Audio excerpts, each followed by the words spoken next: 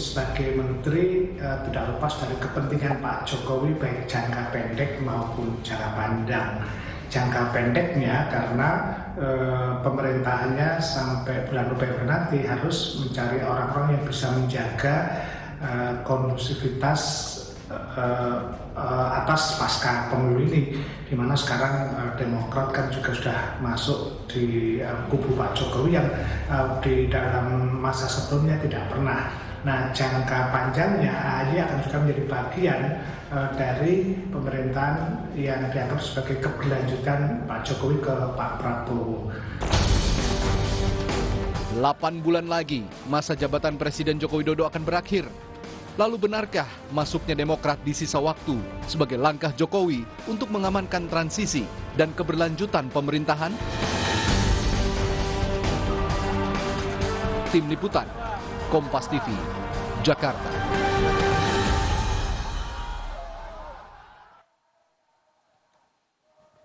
Apakah betul, saudara, masuknya Partai Demokrat di sisa waktu pemerintahan untuk mengamankan transisi dan keberlanjutan pemerintahan Presiden Jokowi? Kami akan berbincang langsung bersama analis komunikasi politik dari Universitas Airlangga Surabaya, ada Pak Suko Widodo. Pak Suko, selamat sore. Terima kasih sudah bergabung bersama Rumah Pemilu Kompas TV. Sebelum menjawab pertanyaan soal mengamankan transisi pemerintahan tadi, Pak, saya akan tanya dulu. Jadi dilantiknya AHY sebagai Menteri ATR BPN ini menjadi sebuah atau merupakan buah komunikasi terakhir mereka pas di Yogyakarta itu ya Pak ya, yang naik sepeda bareng, kemudian juga sarapan bareng.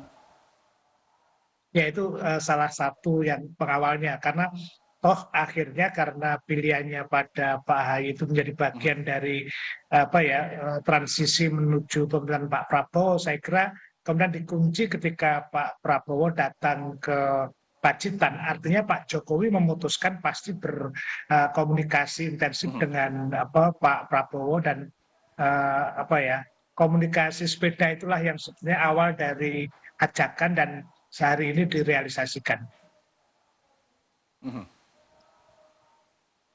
Komunikasi sepeda dan juga sarapan tadi yang menarik ya, kalau kita lihat ternyata apa yang kemudian ditampilkan itu ada aja ujungnya gitu ya, Pak Suko ya, kalau ngelihat dari komunikasi politik. Berikutnya Pak, ini soal masuknya Demokrat di sisa pemerintahan, sepenting apa bagi Presiden Jokowi untuk mengamankan transisi dan juga keberlanjutan pemerintahan, Pak Suko? Ya, saya coba melanjutkan yang pertama. Jadi pada proses Pak Jokowi memang dikenal sebagai selain beliau juga lobby yang bagus ya, lewat cara bersepeda. Dia paham sekali strategi kultural yang dia lakukan, mengajak Mas AHY dengan bersepeda, makan, dan cara-cara itu yang ditempuh untuk agar bersifat intim. Dengan intim itu maka bisa dari hatinya dan bisa berkeputusan.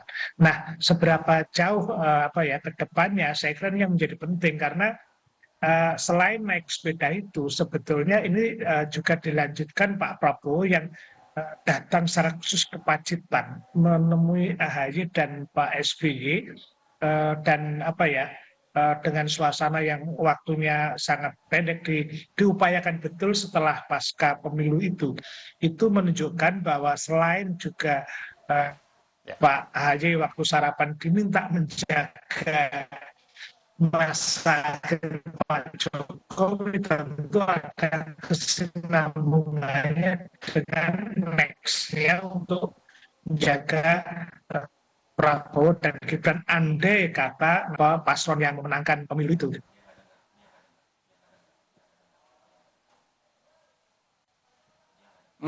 Pak Suko, saya tadi agak kurang jelas sedikit mendengar pertanyaan Anda beberapa saat terakhir soal yang bersepeda tadi terakhir. Tapi kalau untuk melihat yang Anda sebutkan tadi, ketika Prabowo secara langsung dalam kegiatan atau jadwal yang sempit setelah ia kemudian versi quick count gitu ya, dinyatakan menang, sudah juga selebrasi, ketemu langsung sama SBY dan AHY di Pacitan. Apa yang Anda baca dari komunikasi itu? Ya, tadi kan saya menyatakan, jadi Pak Jokowi itu ahli lobby. Dengan strategi kultural lewat pertemuan yang sangat informal, yang intim dengan bersepeda, makan, itu memang sengaja menarik Pak AHY atau Demokrat menjadi bagian dari kekuasaan yang selama ini AHY di luar. Sementara kita tahu bahwa misalnya upaya adanya penjegalan terhadap Demokrat lewat kongres di Medan, upaya semacam itu kan retak-retak yang lalu dibangun itu ternyata dengan bertemu naik sepeda itu sudah selesai dan dilanjutkan pertemuan yang saya gabungkan dengan Pak Prabowo di Pacitan itu kasarannya begini, dengan naik sepeda itu untuk masa Pak Jokowi terakhir di Pacitan untuk 5 tahun ke depan. Jadi sambung dengan orang yang beda.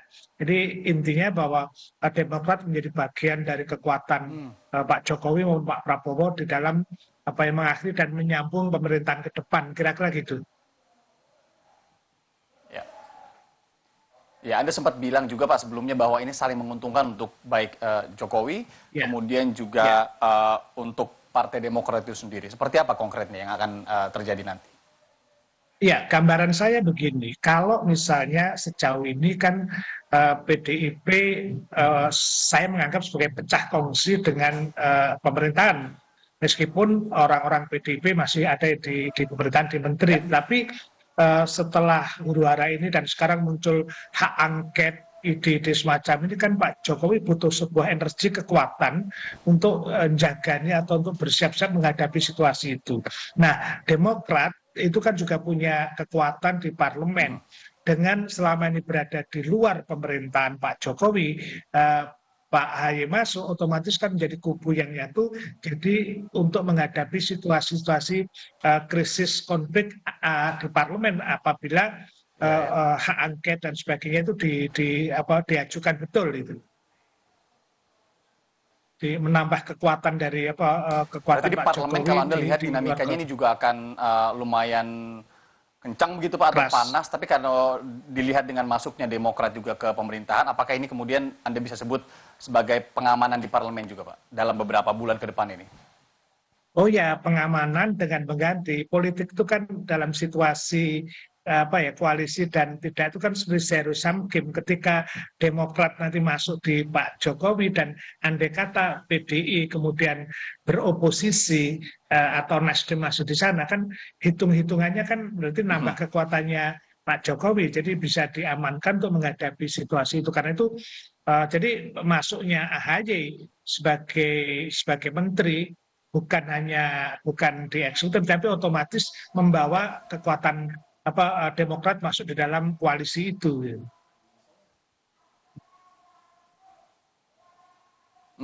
Terakhir Pak Suko, kita tahu sendiri bagaimana kemudian Demokrat selama 9 hampir 10 tahun, hampir 1 dekade ini kemudian di luar. Kita juga memahami bagaimana kemudian Jokowi ini sebenarnya juga sangat dekat dengan PDI hingga beberapa momen terakhir ini. Bagaimana hubungan ketiganya nanti, apalagi kalau sekarang bersama-sama di pemerintahan begitu? Agak makin mengeras ya dugaan saya, apalagi kalau melihat kisah-kisah masa silam, bagaimana hubungan PDIP dengan Demokrat itu kan mundur ke belakang 2024 dulu, misalnya pertikaian Pak SBY dengan Bu Mega, dan sekarang PDI yang kemudian dengan justru ditarik Pak Jokowi dan PDI di luar, maka dugaan saya agak mengeras ya, konflik-konflik yang muncul antara PDI dengan pemerintahan agak mengeras. Ini dugaan saya, tapi masih sumir ya, kecuali nanti ada kompromi-kompromi yang bisa ditempuh, karena politik itu kan segala kemungkinan. Hari ini bermusuhan, besok bisa perang-pelan dan sebaliknya. Jadi, tetapi Pak Jokowi terus melakukan upaya kompromi yang saya lihat mulai running ketemu Pak Surya Paloh dan sebagainya, itu adalah bagian dari pengamanan dari kekuasaan beliau di saat akhir dan kedepannya, kira-kira gitu Mas.